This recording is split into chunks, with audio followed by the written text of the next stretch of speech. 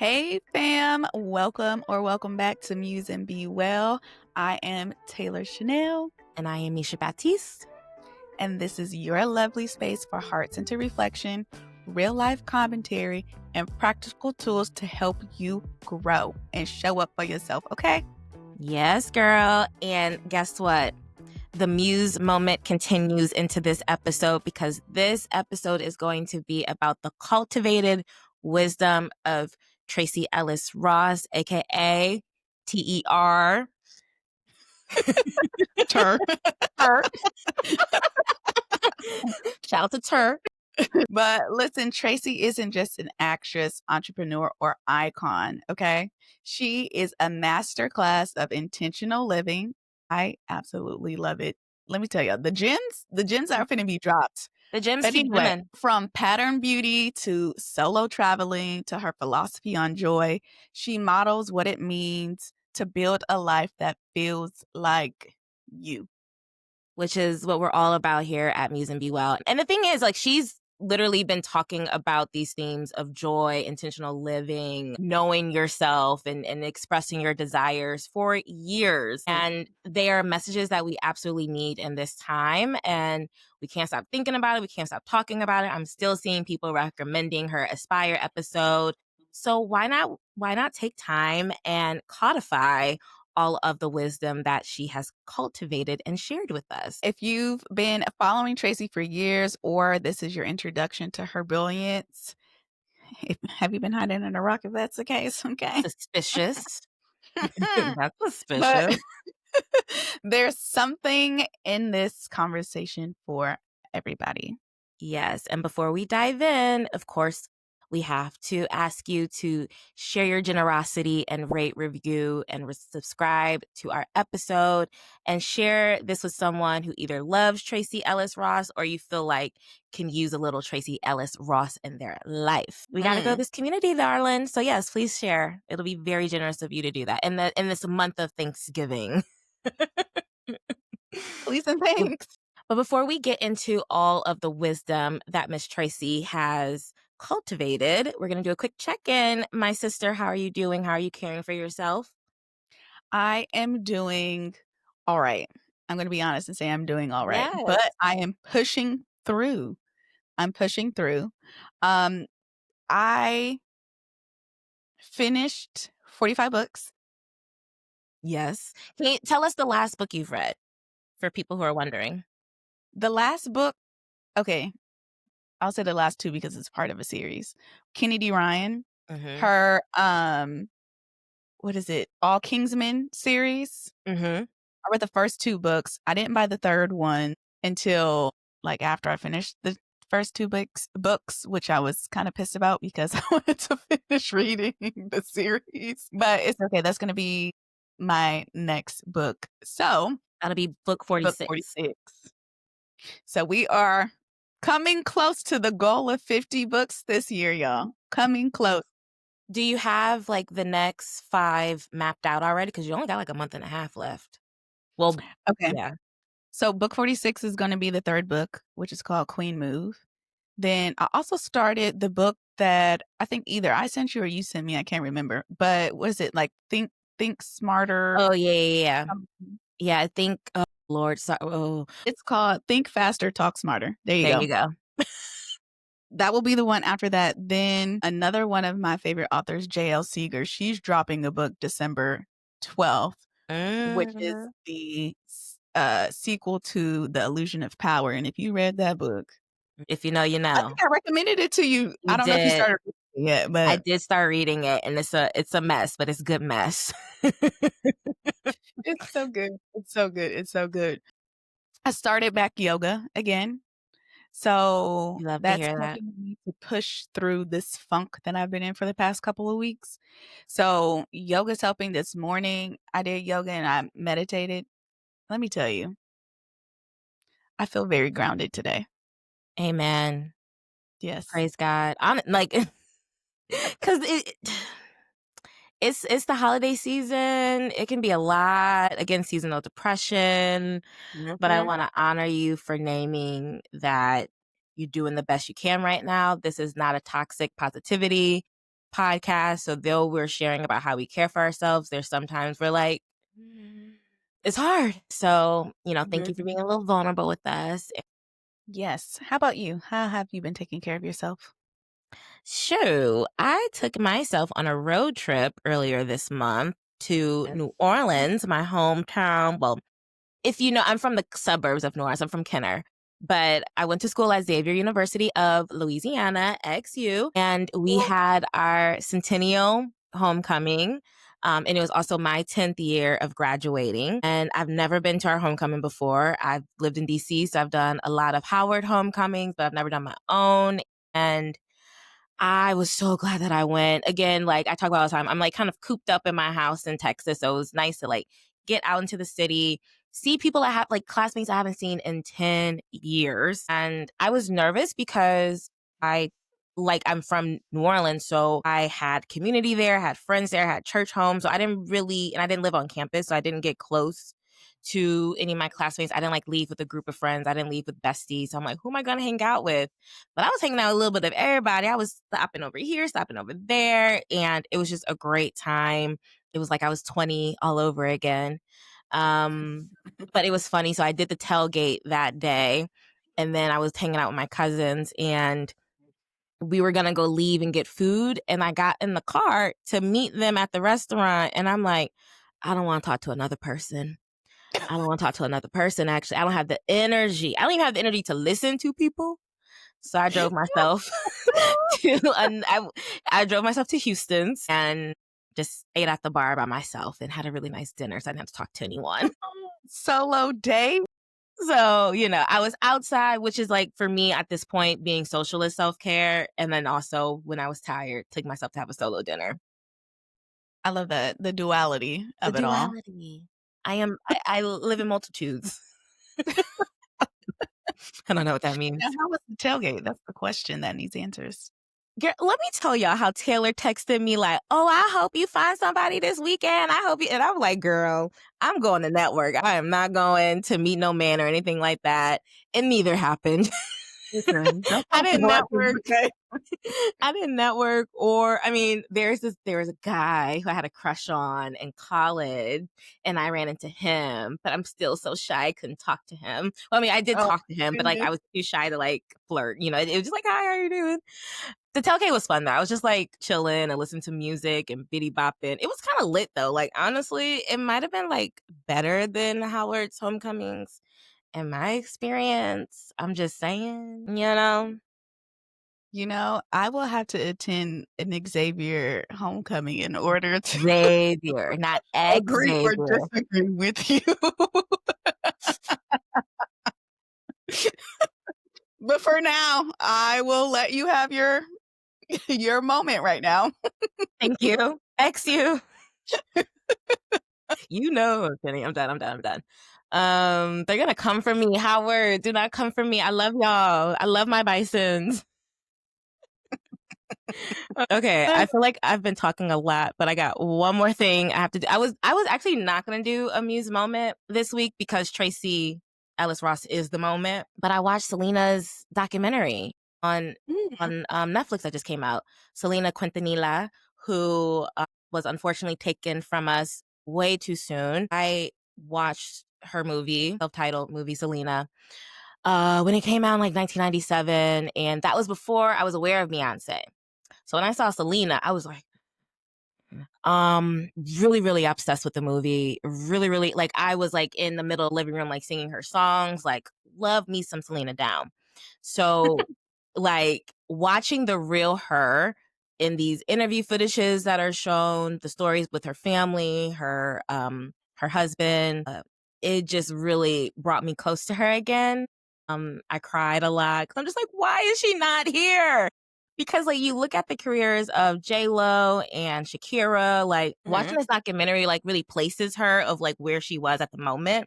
She was about to cross over into like American music, and I just don't know where her career would have gone, and we will never know. I really admired hearing her story, seeing how hard she worked, and like the whole kind of premise of the documentary was that like Selena Enos Dinos, which is like the name of the band, like the family group. It really was like a family business. And she respected the fact that it was a business at the end of the day. So she worked hard and did whatever she needed to do because she understood that like this is for the family. This is to put food on the table. And like I just respected seeing like a young woman. Like she died when she was like 23, 24. So seeing a woman work hard for her family in that way, doing what she loved and like she didn't complain about it. It was I love it. So she's my muse moment. Go watch the documentary. I'll go watch it. I also wonder, like, how she felt, if she felt like pressured, a lot of pressure to do that or be that. And they talked about that too. And I'm glad you named that because I don't want to seem like it was good of her to like sacrifice so much at such a young age because she started singing when she was 6 and there was a lot of pressure. Like she's the youngest in the family and she didn't grow up speaking Spanish. She had to learn Spanish. And so she had to do interviews in Spanish. That was nerve-wracking for her. She was the voice, again, in her teens for this group. And again, had to work a lot with a smile on her face. And the documentary really touches on that. I wish that she could tell the story herself, though, honestly, because like it's told from her dad and her brother. It's kind of told through men. And I do wish she was there to tell the story herself. Selena. Speaking of singing music, when we got on here to record, Taylor was singing Charlene by Anthony Hamilton. It was, okay? I had my soulful playlist rocking, okay? Jamming to it. And y'all, we did make a playlist for our last episode. Well, no, our second to last episode, episode 5. Check it out. I'm assuming it's in our show notes. So we got a playlist, so you can sing along to Charlene too. Come on home to me, Charlene. Stop, because I can't sing. All right, y'all. Next, it's our grounding moment. You already know what time it is. It's funny that we do this right when we need it. We need grounding right now. Essential oils on deck. I have mine. I also put some of this in my diffuser too. All right. If you are new here, we're going to rub our hands together, make a tent with our fingers, and take a deep inhale. And exhale slowly. Inhale again. Exhale slowly. Wherever you are, get comfortable. Let your shoulders drop. Unclench your jaw. Soften your gaze. Close your eyes if that feels right to you. Rotate your neck a little bit.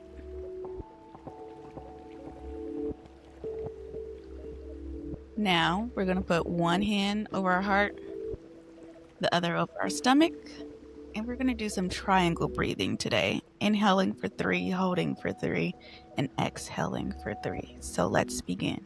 Inhale, 3, 2, 1. Feeling your stomach expand. Holding 1, 2, 3. Exhaling. Feeling your body release. 2, 1. One more time. Inhale. 1, 2, 3. Imagine your life expanding. Holding. Hold on to that feeling. 3, 2, 1. And exhale. 1, 2, 3. Releasing anything that makes you feel small. Now we're going to go back to our natural breath.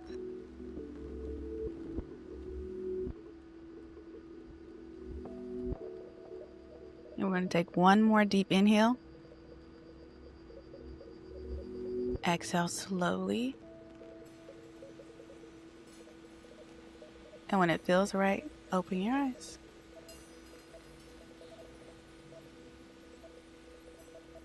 How are you feeling? Expanded. I did that one with y'all this time. I needed it. I know. Well, We'll keep what we let go of private as we'll be Scorpios in this moment and keep what we release private. But you guys comment on here and let us know what you released. I'm cheeky. I'm sorry, y'all. I'm cheeky. It's okay. It's okay. Well, are you ready to get into it about TER? I am ready. Okay. You know what I'm saying? So the way we're going to do this, guys, we picked up on 5 overall themes that we've gathered from watching interviews and writings and articles from Tracy. So, and her show, we watched her show.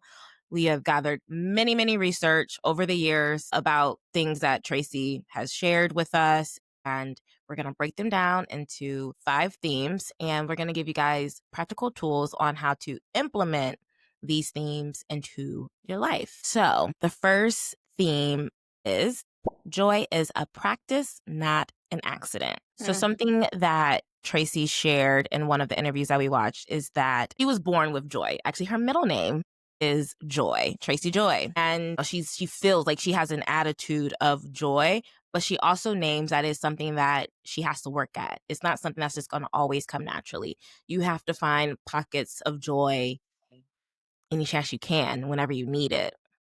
And she's also intentional about it. So she does a daily gratitude and a fear list. And she reframes I'm overwhelmed into my plate is delightfully full. Yes. Let's just sit with that a little bit. For those who are feeling overwhelmed right now, my plate is delightfully full. That just feels gorgeous, especially when you are like living the life that you want to live, like the life that you have built. Like me and Taelor are currently building that life every day, and we're feeling overwhelmed at times. And so let's say that again. No, I'm just kidding. But she also has a Sunday ritual, which she calls Follow My Heart Around Day. And she does whatever her heart desires and what her heart wants. And I would say I define this as my self-care day, but I love how she reframed this and it hits differently. It hits the soul differently. And I will say that I did actually do one of, if we reframe it in her terms, Follow My Heart Around Day this past Saturday, just doing kind of what my heart felt like doing. Like I did yoga, I got ready for the day, I walked to Starbucks, wrote in my journal, then came back to the house. My friend was like, "Hey, I need you at the plant shop right quick." And I was like, "All right, cool." So I went to the plant shop. I got some new plant babies, You got some new came plant back and babies. cleaned. I'm just like, that felt good. And I felt so good, joyful, happy, grounded, full. Yeah. What wisdom do you take from that experience? That I need to do it more often. Yeah. I usually like in the past, I prioritized it, but I think now just with me trying to figure all the things out, make sense of it all, streamline things, my brain is just kind of like all over the place. So me doing a follow my heart day actually helped to calm my mind and recenter so that I can think more thoroughly and clearly. Yeah. So just carving out more time. And she talks about carving out time for joy, whether it's just 5 minutes, but I strive to do more than 5 minutes. I think for me, it's prioritizing more days like that. And even if it's not a full day, at least a morning, afternoon, whatever it may be. I'm so glad you named that because you are someone who could be in like their hustle and grind era. Like you're building a business, you're doing a podcast, you're an entrepreneur. And I think when like as entrepreneurs, it's easy to say like no days off. We got to work every day. We got to grind every day because we got to make it. But understanding that like I'm not going to be worth much if I'm not taking time out to ground myself, care for myself, and find joy. And just to add that joy can be found in the little things. Like it can be found just laughing at something your dog did. It can be found in like a silly text that you send your friend. Joy can be found in when you look up to the sun and look at the clouds. Like just take, and she's named this in one of her interviews, like she like makes a list of things that she saw that made her feel something joyful. And I just want to name that it's helpful to just look around and be present of what you see and how these things are making you feel. Yes, absolutely. So, Misha, question for you. What does practicing joy actually look like in your life and not just the Instagram version, the highlight reel? So for me, it definitely is getting sunlight. First thing, going outside, looking at the sun, spending time outside, hanging out. So I have my dog Honey, but then my dad also has a couple of French bulldogs. So hanging out with them and messing with them, that brings me joy because they're so goofy and loving. Reading brings me joy. Having that spaciousness to just lay down and read on a Mhm. Saturday. Laughing. I love laughing. I love talking to my friends and being goofy. I can be I like to have deep conversations, obviously, but I really just want to be giggly at the same time. On that note, a transformative coaching conversation will bring me joy. Um, have a feeling of joy when we're done recording a podcast. I often leave our podcast feeling that was fun, just feeling good about it. So I definitely feel like I am cultivating joy and building a career that's going to give me a lot of that. I So yeah, love that. thank you. Taylor, what's one habit that we need to break because it chips away at our natural joy? I feel like, and this is based off having conversations with people, but I feel like there's a lot of negative self-talk out there, Yeah. myself included. And I think that life and death is in the power of the tongue, and we have to be intentional about the language that we use. And Tracy spoke about that too, saying how she manifests very quickly, so she has to be particular in her language because she doesn't want to manifest the wrong things, right? So I think reframing your thoughts, I will catch myself either mid sentence when I'm having a negative self talk moment and be like, all right, we're reversing that. What are three positive things that we can say about me right now? And I'll say that, or I'll say some affirmations that can help me believe the state that I want to be in, you know? Yeah. Yeah. It's true. I'm someone who we talked about this on one of our past episodes that I have a critical voice about myself. And it hit me one day that I just don't have to talk to myself like that. I don't have to be mean. I think because Mm. we are responsible for ourselves and we make things happen for ourselves that we feel like we have to be extremely disciplined and mean to ourselves. And we really don't have to. We can be You know? nice and kind. Yes. You can have a firm but kind voice in your head. Okay, Mhm. turns out. Yeah. And so I agree that is something positive self-talk and reframing is something that should be cultivated that will bring us more joy. You know what Yes. I mean? It is a I joy do know killer. what you mean.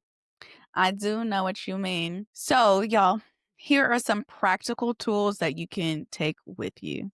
One, try Tracy's Heart Once Day, even if it's just for an hour. Just try to commit yourself to an hour to begin with. If you in your mind is like, oh, but I have to do all this and da da da da da, and I have to take care of X, Y, and Z and blah blah blah blah blah. No, take care of yourself. Carve an hour, at least. Wow, Thank I'm you. kinda scared of the way you're like, "No." No, no, no, and no. Okay, no. I'm holding you accountable. "Yes, ma'am." Carve out an hour, Yeah, at least, at least. minimum. Yeah, if you can't do a Okay. day, yeah. Yeah. Replace I'm overwhelmed with my plate is wonderfully full.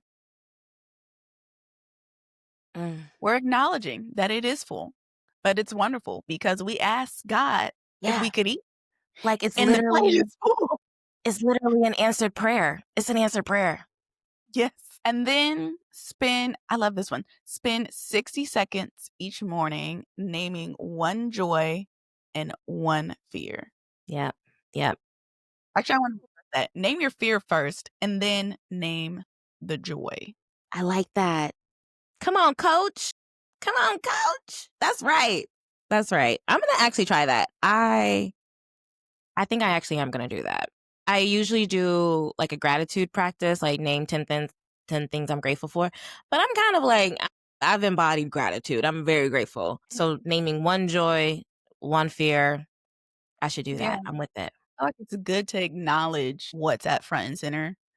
Like, you're scared. You feel fearful about something, right? Acknowledge it. Name it, Name it. you know? Name it. All in all, though, joy isn't passive, it is practice. And that practice leads to our next theme, which is to know yourself deeply and build a life that feels like you. Okay. Yeah. So this is Tracy's entire gospel. Amen. Amen. Hallelujah. We are getting singer Taelor today, and I'm here for it. I can't sing, y'all. I cannot sing, but I tried. Anywho, across every single interview, she's been saying the same thing, which is you must know yourself, like yourself, and be yourself before you can build a life, a relationship, or a career that actually fits you. Yep. And we've watched several interviews from Emma Gree to one that she did with Brown University. And the thing that she continues to underline is that discovery process is the work. And I agree.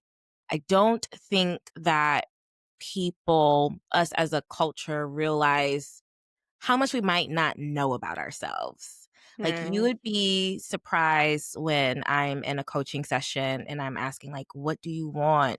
What do you see for yourself? What is, what's something you like about yourself? What's something that you feel like you're skilled at? It's really hard to one, talk about yourself, and therefore it's kind of hard to know yourself. Like we do not spend a lot of time self-exploring, especially as women, because we give so much to other people. We're working all day, we're entertaining our friends, we are caring for our parents. Some of us are our parents. We are giving, giving, giving, and we're putting so much into other people. And I was definitely one of those people. And it's because I was kind of hiding from myself.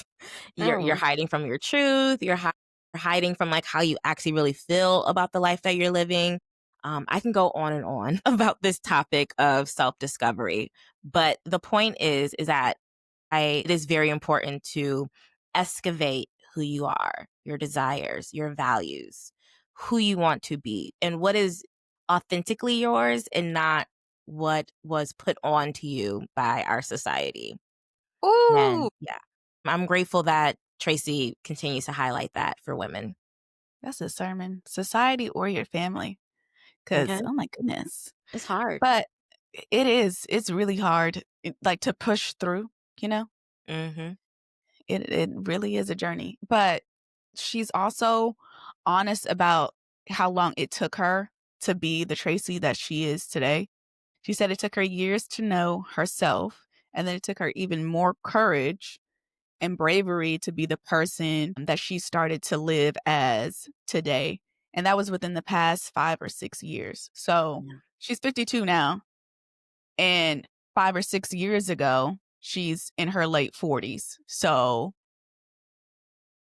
women or men out here that are, on this journey of discovery and building the life that you want and building or knowing who you are becoming, know that that takes time. It's not going to happen overnight. Like something that No. I have to remind myself about every single day.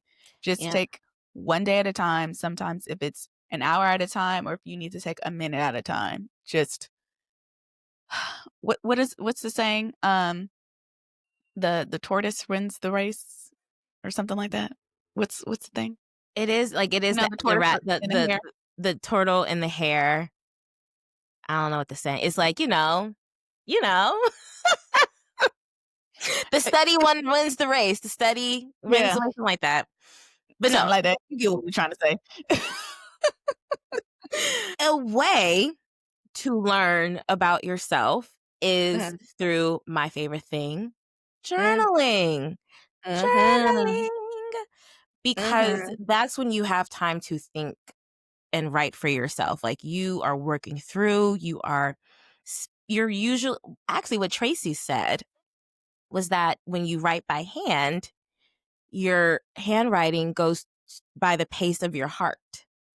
You know what I mean? So you are writing from the heart, and the pacing is going from your heart, and it's just you and your words, right? There's no Mhm. outside influence.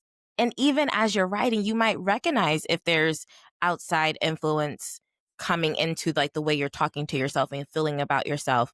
You're able to like also work through your own problems through journaling. So that's a really great way of connecting with yourself. And I am going to always preach the gospel of that, because it's just a good way of just getting to know truly the heart of how you feel about something. Yeah. And she's also really clear that people talk about getting what you want, but she thinks it's more important to know who you are. And I think that goes with journaling, right? Like when you're journaling, you are finding out things about yourself, things that you can improve on, things that you know that qualities that you want to keep about yourself. But she says when you know who you are, your life builds itself around that truth, and you don't miss out on the juicy, joyful, robust parts of life. And that is being able to appreciate and enjoy and love what you have around you. And when she said that, I was like, hmm, that's a good one. Yeah, because if you don't know who you are, then you are usually building your life that is shaped by other people's Mhm. expectations or other people's opinions. And I Mm. don't know how you can really find joy through that if it's not through what your heart is like what your heart desires are, what your spirit and your mind, leads you towards. If you aren't doing that, I don't see how joy and self-love can come from that. Mm. So I agree. So, Misha, my darling, Hmm. what's one way you've surprised yourself as an adult through self discovery? Hmm. Um, by allowing myself to take more risk and say yes to more things, I have allowed a piece of my personality that I've suppressed over the years to come out more. And that Mm. started when it's the beginning of 2024. One of my very first clients, shout out to Raven Robertson, PR to Politics is the name of her business. She was my very first client, and she offered like, yeah, girl, if there's any, like, if you ever want to, do an interview, do any PR work, like, I'm happy to support you in that. So we did. She booked me for a news interview, TV interview, on BronxNet. It's on YouTube if you want to check it out. Okay. But I did a good job. Like I just got on and I was so nervous, like, cause they count you in and I couldn't Mhm. even count. But when it was on, I was ready and I was talking and it was fun. And public speaking or talking in general was something I shied away from like most of my 20s. Like I just created like this story that like I am not a public speaker. I work in the background. Don't worry about me. And by giving myself that opportunity to, like, and my dad said that was brave, like doing a TV interview Mhm. on the news, taking that step and like saying yes to that, it taught me that like I do have an energy, and I can be articulate, even though I'm not always articulate, but I can be articulate and I can speak publicly. And like that is a story that I can let go and embrace like this truer part of me. And again, I would not have done that if I didn't say yes to myself and yes to this opportunity and doing all the exploration work of just coming back to like who I actually am as a person instead of like Mhm. trying to be this shy girl that I cultivated. I am shy, but like I can talk at the same time. I haven't seen the shy side. I've just seen pure Misha, Yeah. which I that face. I've seen the goopy, I've seen the boss woman, I've seen the caring, Mm. compassionate. Mm. Oh, that's so sweet. And like Did your heart again, flutter? It did, because I do think like that. I do think that that is me, and like, yeah, I wouldn't have described myself that way. You called me a boss, you called me a leader. Like that's just not the way I would have described myself in a couple of years. So thank you, and like I hope that like I just want my girlies and anyone who is watching this, just embrace yourself. Just really embrace yourself. You are more interesting than you probably give yourself credit for. Amen to that. I have a question for you, Taelor. What's something you wanted at 20 that you now realize wasn't rooted in self-knowledge? At 20, I wanted to be married by 25 and have kids. And now there is a viral Vogue article where having a boyfriend and a husband is embarrassing. So what did you know? Woo, did not know anything about myself at 20, clearly, because once I turned 25, I was like, no shade to anyone who was 20 or between the ages of 20 and 25 or however, whatever years, and you are married and have kids. But for me, I knew that at 25, I didn't know anything about myself. Shit, I didn't even know anything about myself at 20. Yeah. Like, what? You're just getting started. Just getting started. Like, I was still in college at 20.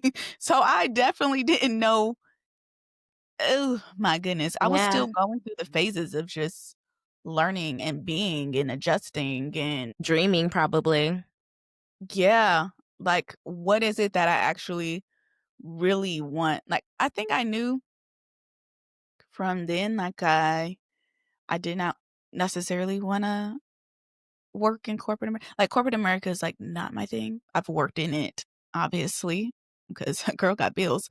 But but I knew that wasn't the end all be all for me. Like, I'm not the one who is going to, have a 40 plus career in a corporate job. I'm just not wired or built that way. And but back to your original question. At 20, something that I wanted, like I thought that I wanted, was to be married and have kids by 25. Once I got to the age, I was like, hell no. I am just a girl. Like, how?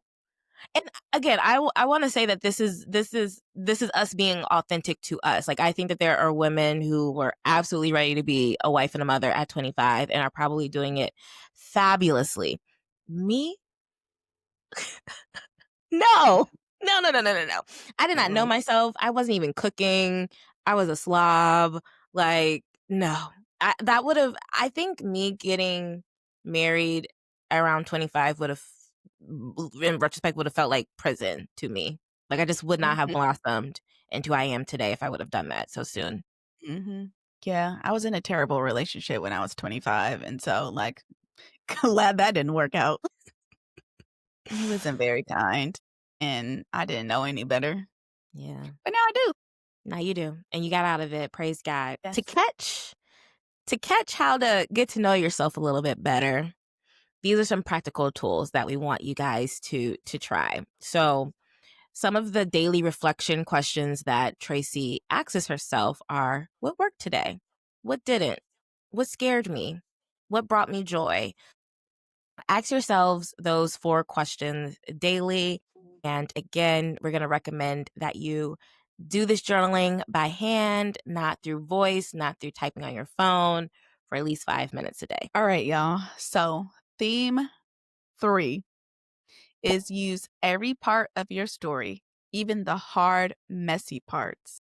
Yeah, something that Tracy says that I find very powerful is that use the hard stuff, the sticky stuff. It really is powerful, but I'm obviously trying to. Okay. Basically, use the hard story. Keep going. I'm going to read it again. Okay. Use the hard stuff, the sticky stuff, the wet, the drippy, the heavy stuff.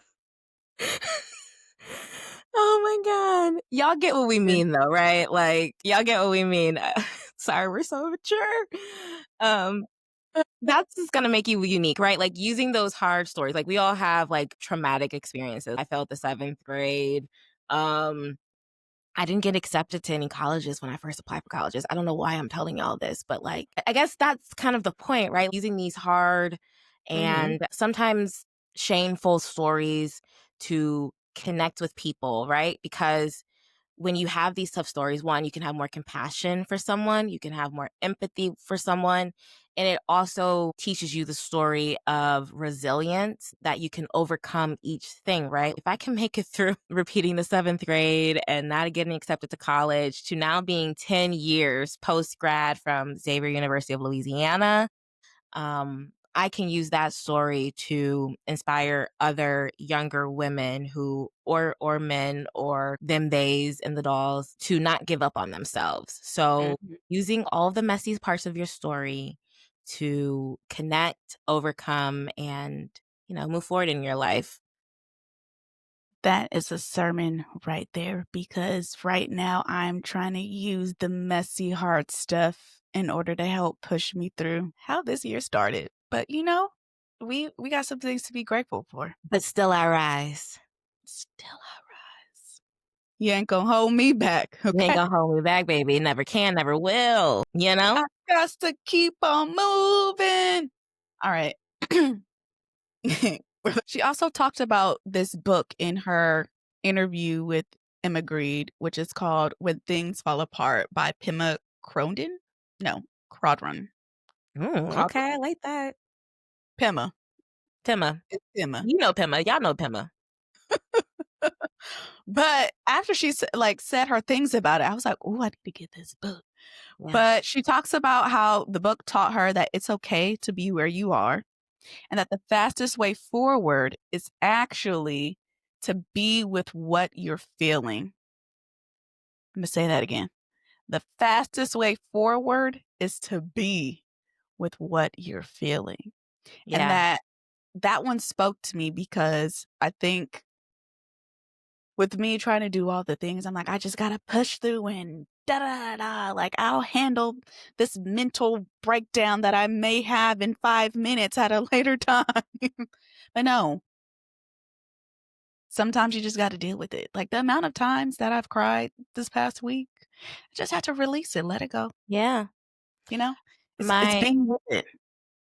my favorite lesson that I learned through my own healing, and the only way to get through is to go through.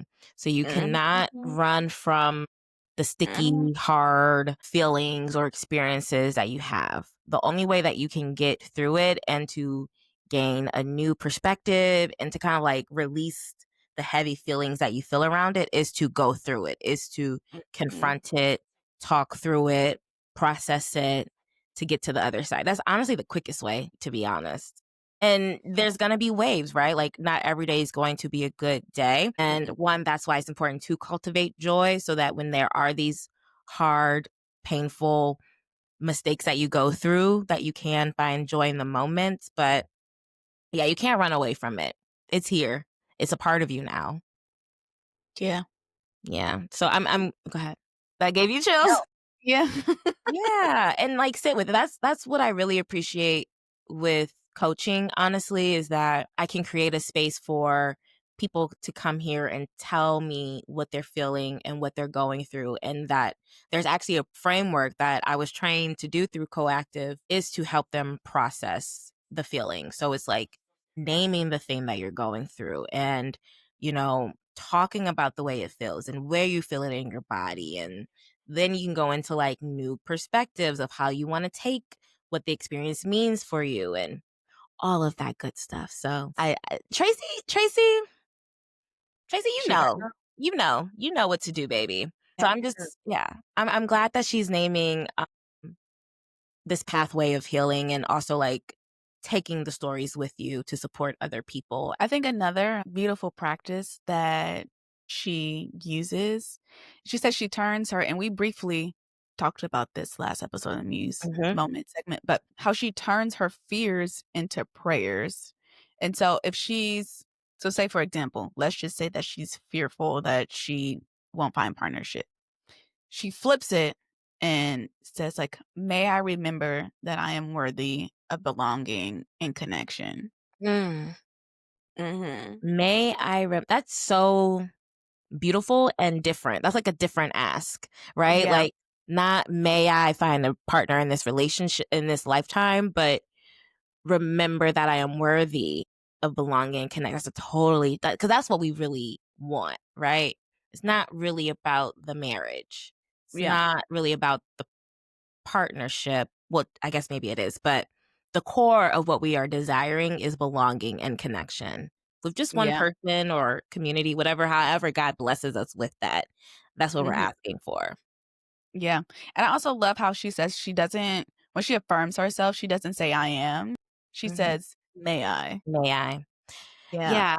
And she says, may I, because it's an invitation to the self to Mhm. embrace that, right? So Mhm.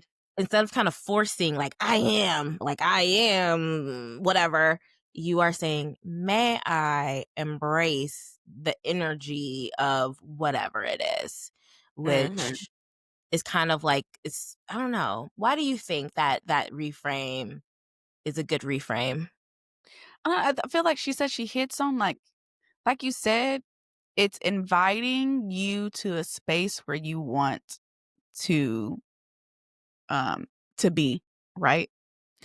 And I felt that because there's moments to where I feel like for affirmations, it helps you to get to the point of believing, right? You may know things about yourself. This is something I actually journaled about on Saturday, but like I know certain things about myself. Like I know that I will be successful.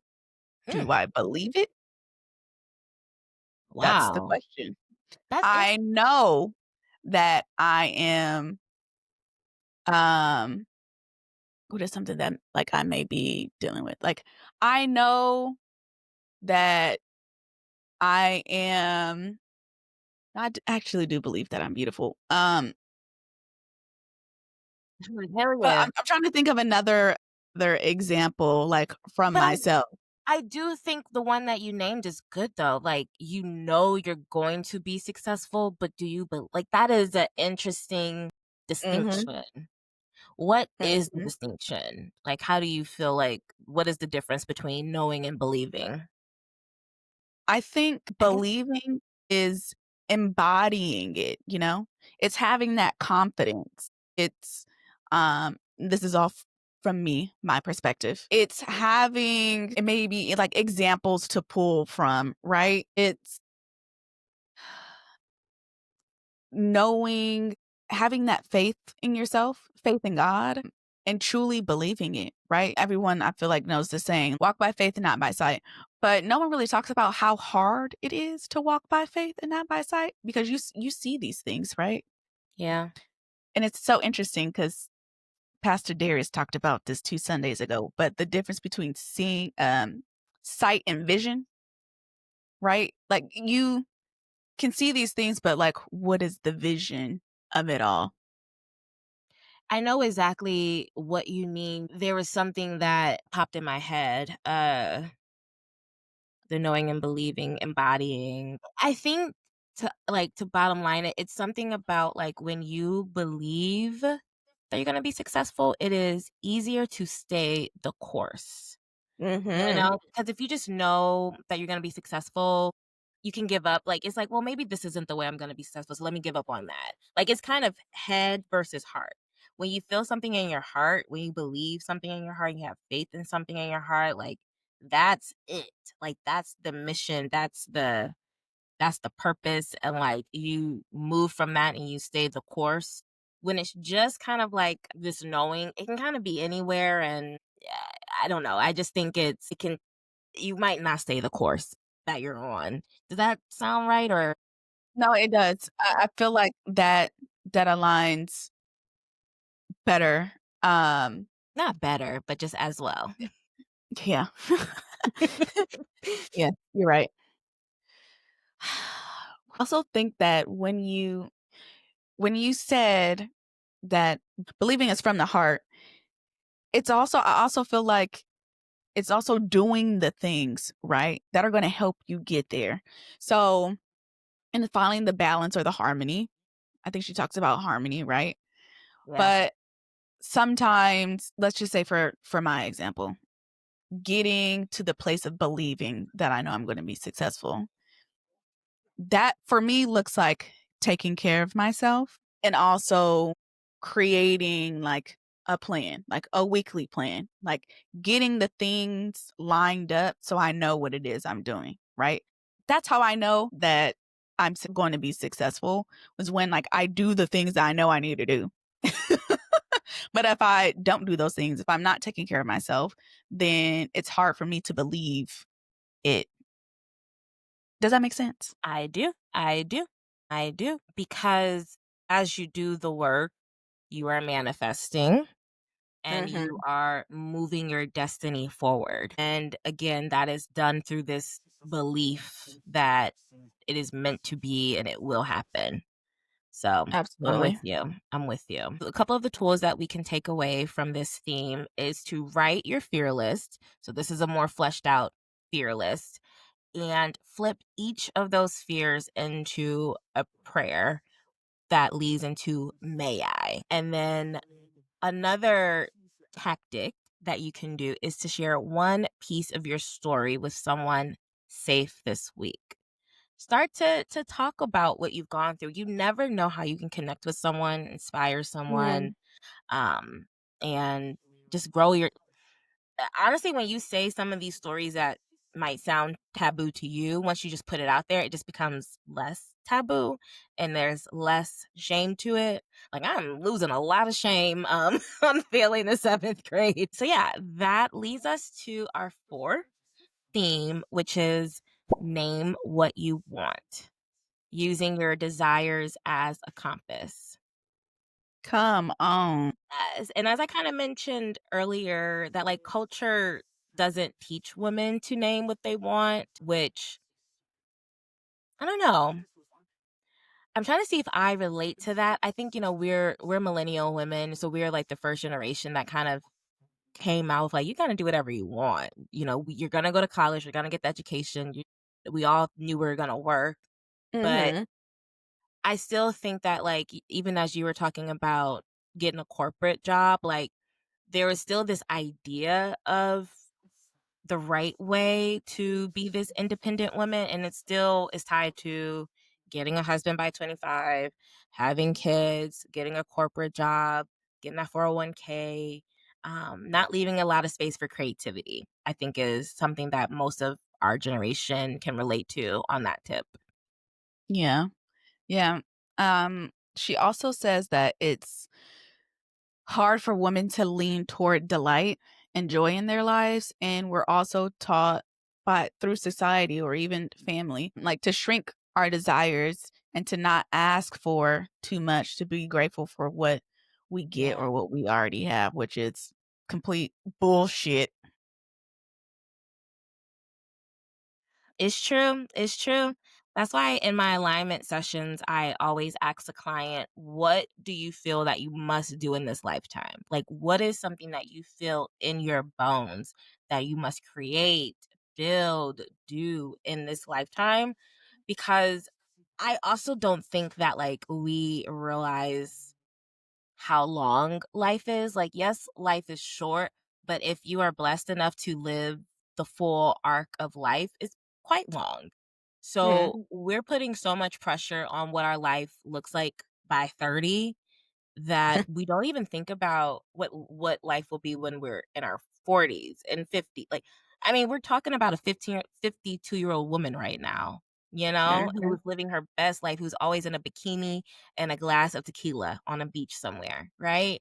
But that's not what we were thinking life looks like at 52. So this is a bit of an encouragement for us to give everyone permission to dream bigger and to take more risk in their lives and really explore what their desires are, even, right? Yeah. Yeah. And like you mentioned last week, her mom, the Diana Ross, B. she learned to dream big, but know that you're the one that's going to have to pull it up the hill, right? Like, you're gonna have to do the work. Yeah. You're gonna be the main one doing the work. Yeah. So when you're dreaming, dream in a way that you can actually maintain the work it takes to build it, right? So, and not just saying like everything is going to have to be done by you. At first, yes. But then comes a team of trusted individuals that you curate, right? And then you grow and scale from there. Yeah. But be realistic. What I took from that was like, be realistic. Don't have unrealistic expectations or dreams. In that way, like, you just get further. Yeah, I've been telling people, like, we've both wanted this podcast, like, separately before we even knew each other. We both wanted podcasts. And Yeah. I was very much so thinking I was going to do a solo podcast just for Become Your Own Muse. Y'all, there was no way I would have been, there's no way. There's no way. I don't even think I would have gotten to episode 3 if I had to do a podcast by myself because there's so much work. It is a And lot of work, y'all. it's It's a lot so of work. much work. And I'm grateful that Taelor, is able to do so much of what she does in this space. So that is like a true reminder that like you should dream big, but understand the work that will go into your big dreams. Give yourself grace for the hard work. Give yourself space to grow into the hard work. And then also, if you're not enjoying it, leave it. Like, the fun thing about exploring your desires and your dreams is to knowing that like if it doesn't work, it's okay to leave it because life Mhm. is long. You get to pick up a thing, drop a thing, pick up a next one. So, here are some lovely practical tools that you can use. We have another list for you. Write down your facts versus fantasy. And that could be just life in general. That could be with dating, right? Like, because we want to get what we want in a relationship. For me, it's a man's. Okay. So, if you're dating, then write a facts versus fantasy. Make sure that you're feeling like, what are you feeling? Making What do sure you that it want to feels feel? good. Yes. What do you want to feel? Okay. Then separately, use a may I affirmations. So, example, may I lean into who I am becoming? May I feel worthy of what I desire? Doesn't that sound and feel better? May I be worthy of what I desire is gorgeous. Mm, May I feel worthy. Because that's the, you can want a relationship real bad, but not think mm, that you are worthy of love. yeah. You know what I mean? So, I Yeah. mean, you can want $1 million and not feel like you are worthy of $1 million. So, Mhm.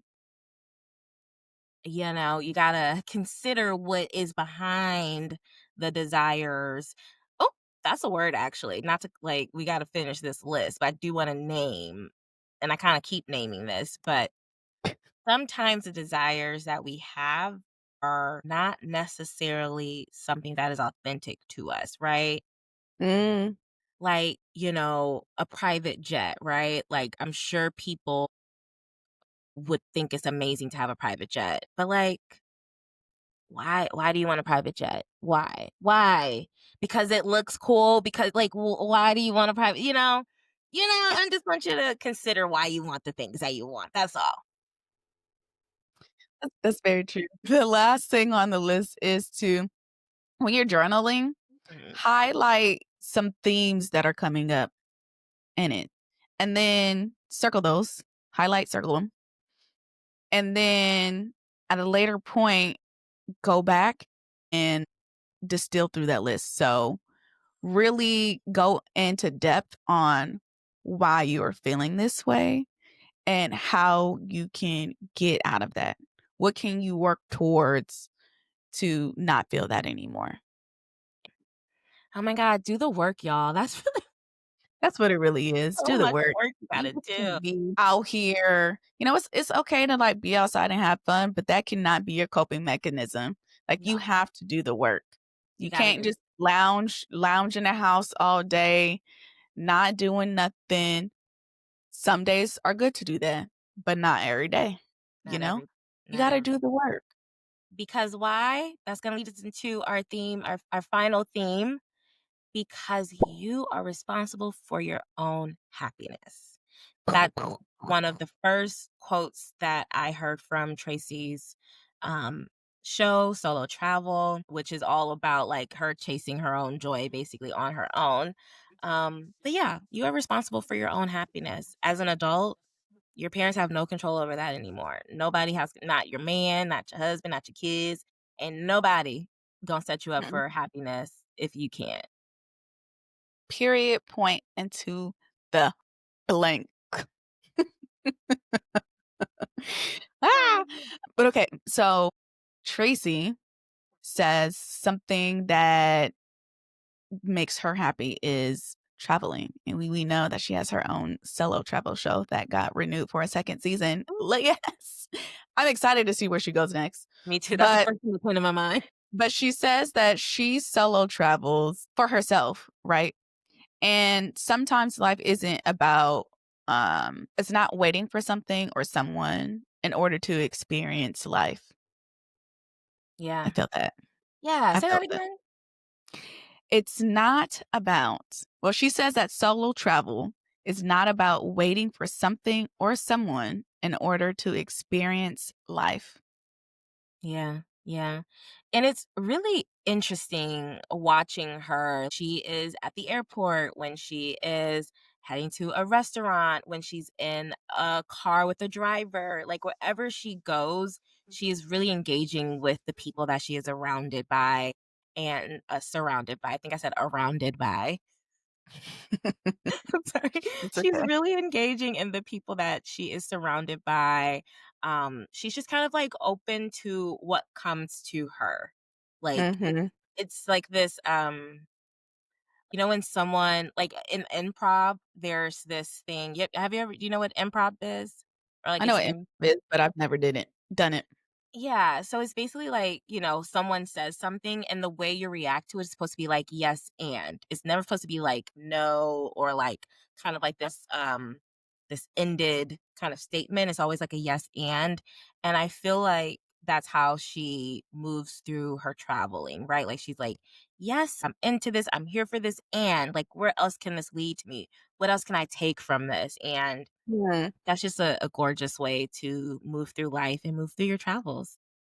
Yeah. Have you And taken a solo trip? Oh, go ahead. yes, to answer your question, I have taken 2 solo trips, one domestically, one internationally.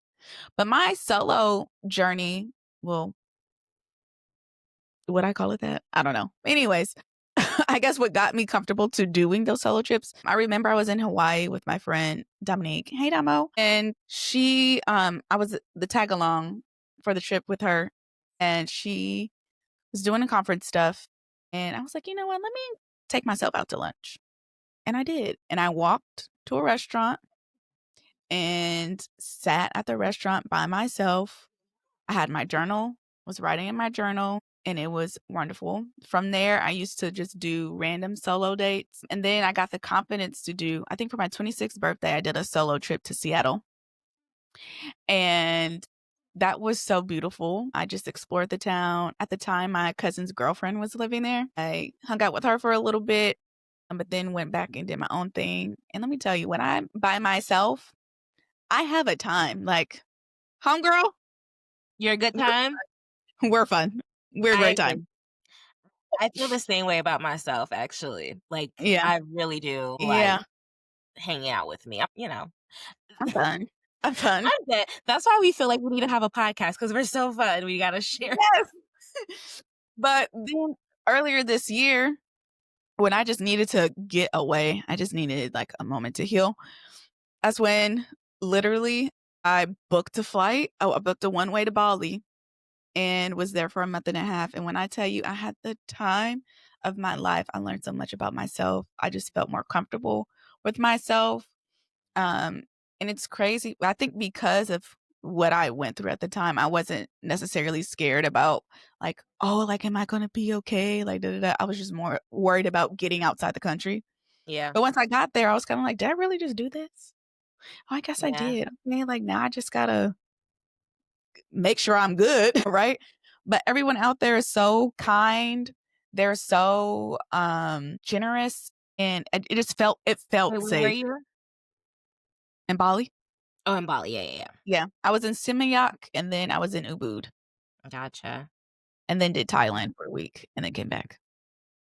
I mean, I am not bold enough to go to Bali by myself, unfortunately.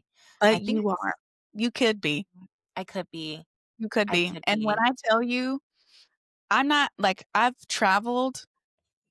been traveling, basically my whole life between, my dad living in DC, my mom living in LA, and I used to visit him during the summers. But Bali is just it's just so different. I know.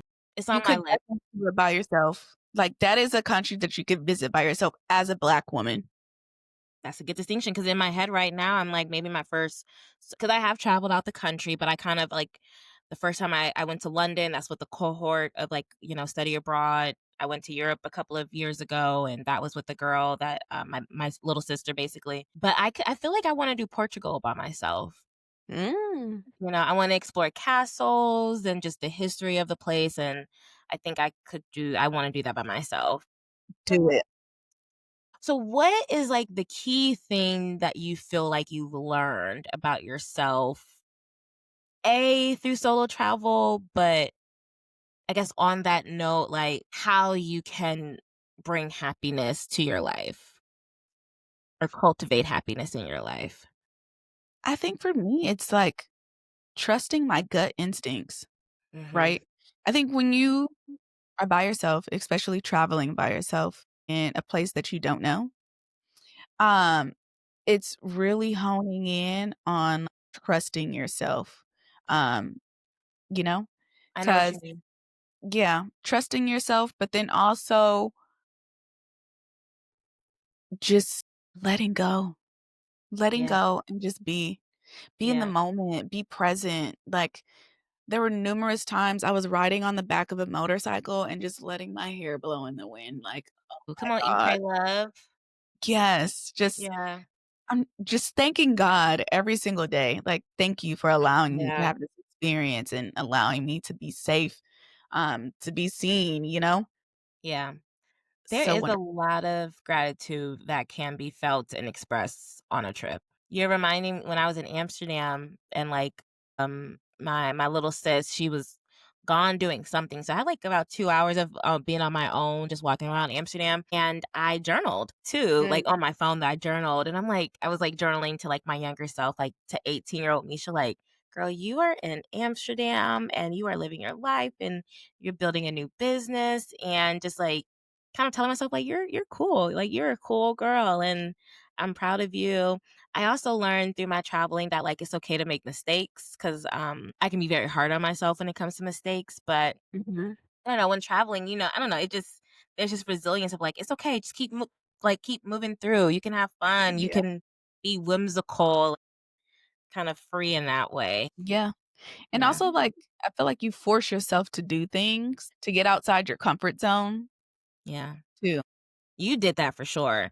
I am a little bit more reserved. I feel like to be honest, I don't wanna talk to strangers that much, honestly. That's kind of my issue is I don't wanna talk to strangers. I kinda just wanna talk to whoever I know. So I think that's what's been keeping me from solo travel, but Mhm. that's maybe a risk and, a challenge, I should say, that I should give myself, which kinda leads to some tools, some takeaway tools that we wanna encourage you guys to implement.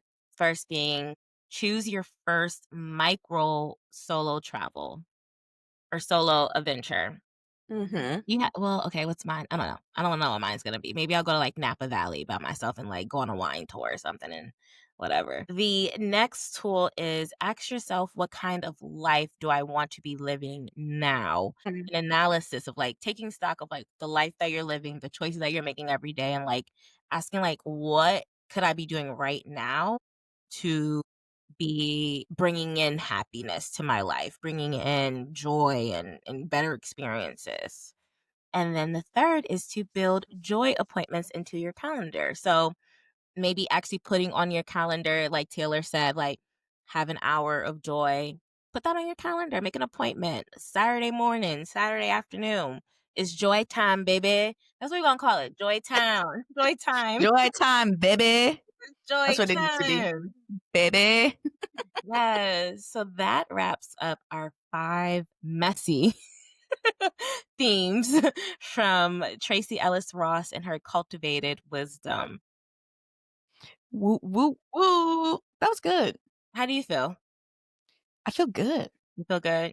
I I feel feel good. I feel expressed. Yeah, Yes. I there love were to like these are the type of topics that I love to talk about. Just, self-discovery. self-discovery. We hope I feel like we were a little repetitive, but, maybe that drove home drove home the points. Sometimes you just need to reiterate in order for Uh, you to get it, you know? you know what I mean? Yeah. Yeah. But y'all, guess what time it is? Money, money, money, money. Money. Hey. All right, that's a remix. Yeah. All right, cool. So if this is your first time tuning in, here is a lovely fun fact for you. The lovely black buying power in 2025 is nearly $2 trillion. But guess what? The black dollar only circulates in our community for 6 hours. We need to fix that. In other communities, that same dollar lasts for weeks, okay? For weeks.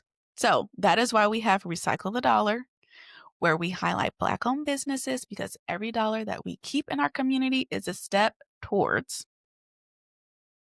lasting Progress? well. Okay. Lasting on. Get it? We're walking towards wealth. All right. Anyway, so since we've already given Tracy a lot of love, we are going to share the lovely stage. And so this week we are highlighting Textured Crush, which is a Black woman owned hair care brand founded by Tanea Golston. Hopefully, I am not butchering her name. But the founder she is not new to this. She is true to this, honey. Okay. She is a licensed cosmetologist who also spent years behind the scenes of some major beauty brands like Revlon, Lotta Body, and she also helped to revitalize Cream of Nature. So she understands textured hair from both the chair and the corporate side. Okay. Okay. She doing the work. She's done the work. The products are plant-based, clean, and designed to give textured hair a full elevated care experience with education to go along with it. And Textured Crush has a signature scent called Crush Aroma, which is a blend of pink agave, honey melon, dragon fruit, and agave rose blossoms. And Mhm. when I tell you it smells so good, oh my Do God, you I have have to it? here. I spray. Ooh, that's Yeah. gorgeous. Yeah, so I came across their brand when I went to Black on the Block in LA, and the branding is what got me, honestly, and It the looks rep curly hair. It was so beautiful. Well, not it was. It is. It is beautiful. it is So beautiful. I got their frizz fighting smoothing serum. I put it on my hair after my wash and go, and it smells so good. Well, yes, it smells so good. You can't smell it, but and I believe you. I also got their spray leave-in conditioner. Mm. If you are looking to support a Black woman owned business that honors texture, culture, and community, check out Textured Crush on IG at Textured Crush or on texturedcrush.com. And that is this week's Recycle the Dollar. I love it. I've never heard of them before, and their branding really is cute. Like, it's for the girls. I can tell it's for the girls. Yes, it's very bold. Very bold. Bold and fun. That's what I got from it. But okay, y'all. It is time to move on to our Be Well prescription, our bi weekly dose of upliftment. So, these are your lovely, gentle reminders to carry the theme of today through your week. So, here are your affirmations for this episode. May I give myself permission to live fully, freely, and authentically. May I trust that my desires are direction, not delusion. May I choose joy on purpose, even in small moments. May I use every part of my story with softness and dignity. Beautiful, beautiful, Mhm. beautiful, beautiful. And I Repeat love them. Repeat them. repeat Okay. them. So we've given you guys so much homework already. So I'm just gonna give y'all 2 journal prompts to leave you with because I feel like they're still important to reflect on. What is one way we know ourselves more deeply this year than we did last year? So reflect on what you've learned about yourself this year. And then the last but not least one is where have we confused joy with achievement? So Mm. separating joy from what we achieve. Let's just name that for ourselves a little bit more. Yeah, I think so. Yeah, Taylor, that's a good one. before we wrap up this episode, is there anything you want to share about what's going on in your world? Yes, actually, I am going to be doing a holiday promotion for Clay Studios. This is still the soft launch of Clay Studios. We haven't did a hard launch yet. However, Homegirl needs coins. And so I would love you can support, you know, audience. Yay. So Yeah. if you're in the Atlanta area, I will be running, well, I am, because by the time you listen to this, I am running a holiday promo, $200 for holiday photos for the families. So I come to you, whether that is in your house, we could be outside, or you rent a studio space. I can help you look for studio spaces as well. But holiday portraits, I'm here for you.